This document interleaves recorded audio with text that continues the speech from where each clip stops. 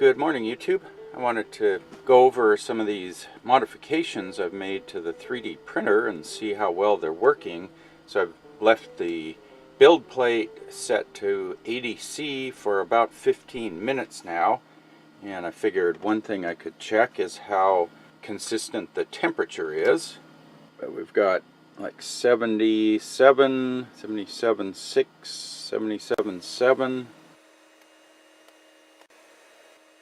Maybe a little bit cooler in the back. We've got maybe 76. I think a lot of it depends on the angle. If I get the angle of the thermometer straight down, I get like 78.6, and then if I tip it like that, it goes to like 77.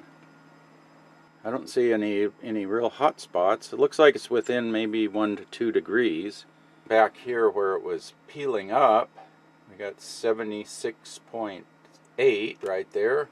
There's 78.9. I imagine type A machines might have been using a thermal camera to find any localized hot spots. Yeah, so I think we're plus or minus a degree on the build surface temperature there. So I think this aluminum plate here does the trick. Now this printer, I guess, is what's called a Core XY printer.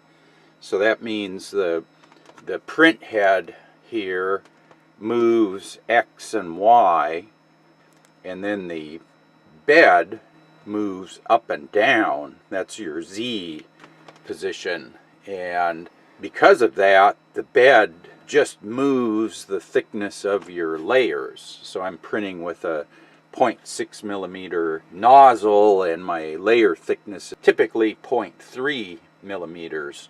So your bed is stepping down 0.3 of a millimeter per layer, and then it's also doing a little bit of up and down to compensate for the bed level. So that's probably a few tenths of a millimeter over the surface, but the bed isn't moving huge amounts quickly. It's moving small amounts slowly. So this added weight here is not that big a deal. It doesn't seem to affect anything.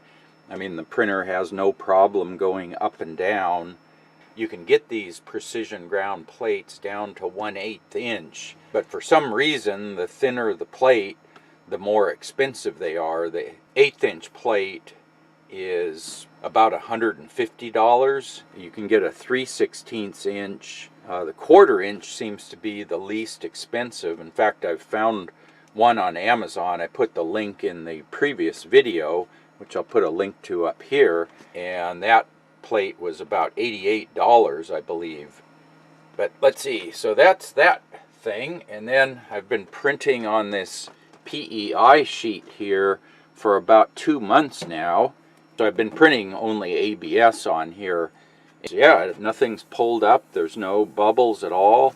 You get these patterns, like you can see where I've been printing parts here. It seems like it sucks down really tight when you print on it. What I was noticing with the BuildTak is it would start pulling up in these spots if you got too much adhesion, and the material would pull up from the steel plate, and you would start getting little lumps in the material. But there's just some rough spots, like right there is a spot. You can see it's not quite as shiny. And then right in here, there's a spot right there that I can feel. Yeah, I could go over that with some sandpaper. But yeah, it's been working really well. The only thing I noticed, the PEI seems to have less tolerance for your nozzle height. So you've got to get it dialed in pretty close. But what I noticed with the PEI sheet is I have to do a print, and then I look at the bottom of the part, and if it doesn't look quite filled in enough, I will raise the sensor just maybe 1/10 of a turn, if that. So that's 1/10 of a millimeter or less. And if the part has stuck down too much, then I lower the sensor, which raises the extruder by a similar amount. So I'm finding I'm just having to make tiny little adjustments. So yeah, you just have to make little tweaks with the PEI. It just doesn't seem to have quite the height range capability that the BuildTak does. it seems to be working well for, I print mainly with ABS on this, so I'm using this for my ABS. And then the thing I wanted to try here was, can I swap out the PEI sheet for this BuildTak sheet and print some other materials here? And so I'll cut over and show you swapping the flex plates out, and we'll print a different material and see how that works. So I just swapped out my PEI flex plate. I was printing ABS. So I've swapped here to some nylon 6 filament string trimmer line, and I just put the BuildTak flex plate in, and we're going to see if indeed you can just swap build plates and have everything work. So these are supposed to be the same thickness, the BuildTak and the PEI sheet. This will be the first test. I haven't printed on this sheet since I changed it. And I can't remember the last time I printed nylon, if I printed directly on BuildTak or if I had to add Elmer's glue. I would have switched to my Garolite build plate, but it's much thicker, so I would have to mess with the bed sensor height. I got to edit that startup file. Yeah, I have my old nylon profile, and I forgot to edit out the pre-extrusion step in there. But it looks like it's sticking, so we're getting adhesion. You get a lot of stringing with the nylon, but that's the way it is.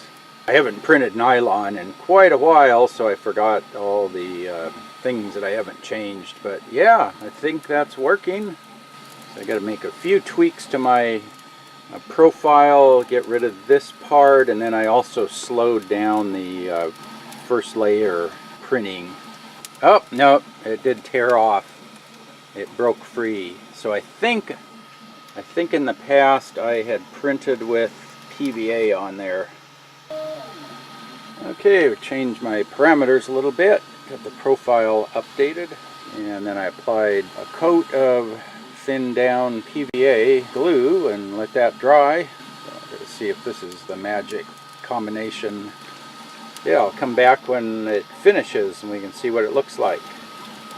Okay, YouTube, I think this is the last layer here. If the bed adhesion is okay, nothing slipped. There you go. Let's see if it comes off here. That's always the trick. Boy, yeah, comes off pretty easy. Yeah, I think that is good. So yeah, it's just a matter of swapping your flex plates. That's good. I'll just reapply a little more glue, and then I think I'll print another batch of these guys. Yeah, I'll probably print another one. There's still looks like a bit of ABS left in the nozzle. I didn't squirt that all out, but yeah, I think that'll work. I think I'll print a few more here before I tear this down. But yeah, that makes a pretty easy switch. You don't have to do a whole lot. Yeah, if you have any questions about that, post up in the comment section down below, and I'll put some of the other nylon printing videos over here on the side in case you're interested. And as always, thanks for watching.